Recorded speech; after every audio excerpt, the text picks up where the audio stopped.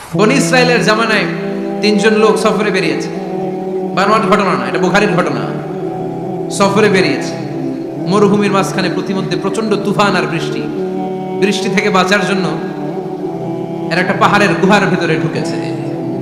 হঠাৎ থান্ডার, বজ্রপাত, বিজলি, মুষলধারে বৃষ্টি। বৃষ্টির পানিতে পিচ্ছিল হয়ে উপর থেকে বিশাল প্রকাণ্ড একটা পাথরের খণ্ড এসে গুহার মুখের মধ্যে আটকে গিয়েছে।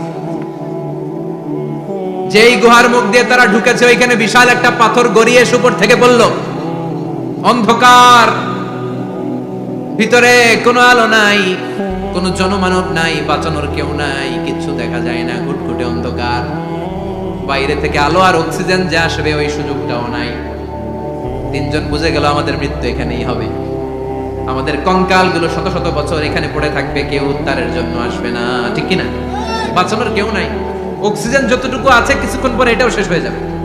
তিনজনের একজন বলল আমাদের বাঁচানোর কেউ নাই, একজন ছাড়া তিনি কে?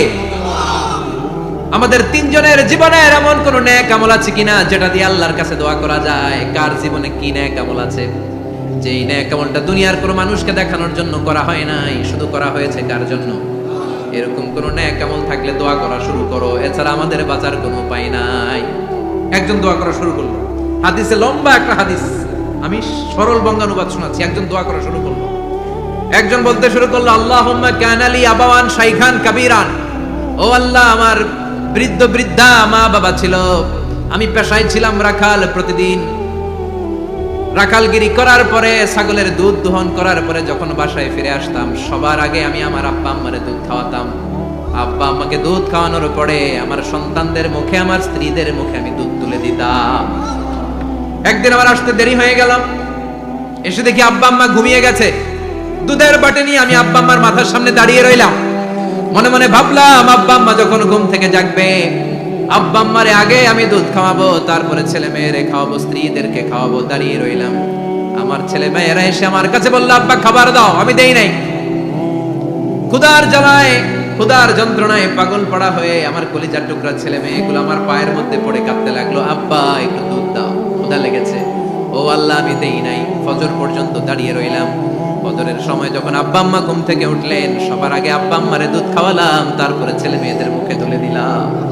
ও আল্লাহ, ও আল্লাহ, ওই দিনে সারা রাতটা আমি দাঁড়িয়ে আব্বা আম্মার জন্য যে দাঁড়িয়েছিলাম, দুনিয়ার কাউরে দেখানোর জন্য নয়, শুধু তোমারে খুশি করার জন্য। ওই রাতের ইবাদতটা যদি তোমার কাছে পছন্দ হয়, বা ফাররিজ আন্না মা নাহনু ফি, আজকে যেই বিপদে আমরা আছি, বিপদ থেকে তুমি বাঁচাও।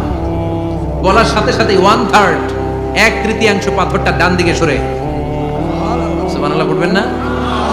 এবার বাইরে থেকে আলো আসতে শুরু করেছে, অক্সিজেন ঢুকতে শুরু করেছে, তাদের মনের মধ্যে স্বস্তি ফিরে এসেছে।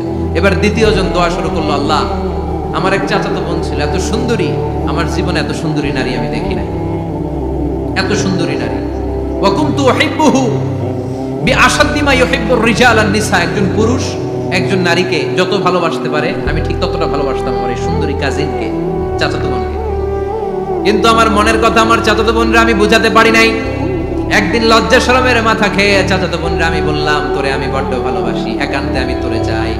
চাচাতো বোন বলল, এত এত স্বর্ণ মুদ্রা যেদিন জমাতে পারবা ওই দিন আমারে পাবা। এবার আমি স্বর্ণ মুদ্রা জমাতে লাগলাম, জমাতে জমাতে জমাতে জমাতে বছর শেষে স্বর্ণ মুদ্রার থলে নিয়ে চাচাতো বোনের হাতে দিলাম। চাচাতো বোন আমার অপকর্মে রাজি হয়ে গেল। গোপন একটা রুমের ভেতরে আমরা ঢুকলাম, দুইজনেই জামা কাপড় খুলে নেকেড হলাম, জিনা করব, পাপ কাজ করব। একেবারে ফাইনাল ডেস্টিনেশন আমরা চলে গেলাম। পাপ কাজ যখন আমরা শুরু করব, ইন দা মিন টাইম আমার চাচাতো বোন আমার ডেকে বলে, ও আমার চাচাতো ভাই, ইত্তাকিল্লাহ, ইত্তাকিল্লাহ, আল্লাহরে ভয় কর, আমার সতীত্ব নষ্ট করে দিস না। আল্লাহ ওই মুহূর্ত থেকে ফিরে আসা কোনো পুরুষের পক্ষে সম্ভব ছিল না। ইত্তাকিল্লাহ, এই বাক্যটা শুনে, তোমার আওয়াজ শুনে আমার কলিজার মধ্যে কাঁপুনি ছুটে গিয়েছে। তোমার নাম শুনে আমি আর ধৈর্য ধারণ করতে পারি নাই, চিৎকার মেরে জামা পেড়ে ওই ঘর থেকে বের হয়ে গেলাম।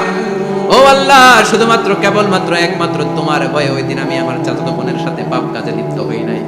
আল্লাহ রে, ওই দিনের আমলটা যদি তোমার দরবারে কবুল হয়ে থাকে, আজকের বিপদের দিনে তুমি আমাদের বাঁচাও।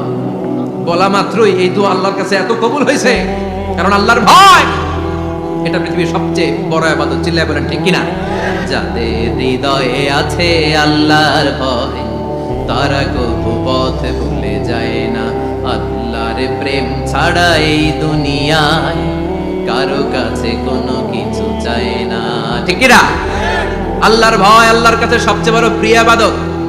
আল্লাহর কাছে দোয়াটা এত পছন্দনীয় হয়েছে, মুহূর্তের মধ্যে 2/3 পাথরটা গুহার মুখ থেকে ডান দিকে সরে যায়। 2/3 পাথর এখন সরে গিয়েছে। এবার তারা বেরোতে চেষ্টা করবে, দেখা যায় হাত বেরোয়, কারো পা বেরোয়, মাথা বেরোয়, কিন্তু পুরো বডিটা নিয়ে বেরোয়া যায়। বাকি আছে কয়জন? কথা কন। এবার 3 নাম্বার লোক দোয়া করতে শুরু করেছে, আল্লাহ ইন্নী ইস্তাজারতু উজারা ফাদাফাতু সামানাহুম। আল্লাহ আমি অনেকগুলো শ্রমিক ভাড়া করেছিলাম, তাদেরকে দিয়ে কাজ করিয়ে তাদের ঘাম শুকিয়ে যাওয়ার আগে প্রত্যেকটা শ্রমিকের পারিশ্রমিক আমি দিয়ে দিয়েছি। সবগুলো শ্রমিক আমার কাছ থেকে পারিশ্রমিক বুঝে নিয়েছে, একজন ছাড়া। একজন না নিয়ে চলে গেছে। তার টাকা তারে আমি বুঝাই দিতে পারি নাই। তার রেখে যাওয়ার টাকা দিয়ে আমি একটা ছাগল কিনলাম। ওই ছাগল পালতে পালতে বাচ্চা দিল, আরো বাচ্চা দিল, দিতে দিতে বিশাল ছাগলের ডেইরি ফার্ম বানালাম। 1 যুগ পরে ওই শ্রমিক এসে বলে, হে আমার মালিক, 12 বছর আগে তোমার কাছে কাজ করেছিলাম, টাকা কিন্তু নেই নাই, টাকা দাও। আমি বললাম, ওই যে বিশাল ছাগলের বড় একটা ডেইরি ফার্ম দেখা যায়, পুরো ডেইরি ফার্ম তোমার, ডেইরি ফার্মটা তুমি নিয়ে যাও। শ্রমিক আমারে বলতে লাগলো, তাস্তাজিউ মিন্নি, আমার সাথে ঠাট্টা করো নাকি? একদিনের পারিশ্রমিক দিয়ে ডেইরি ফার্ম হয় নাকি? যতটুকু টাকা তোমার কাছে আমি 12 বছর আগে পেতাম ততটুকু দিলেই চলবে।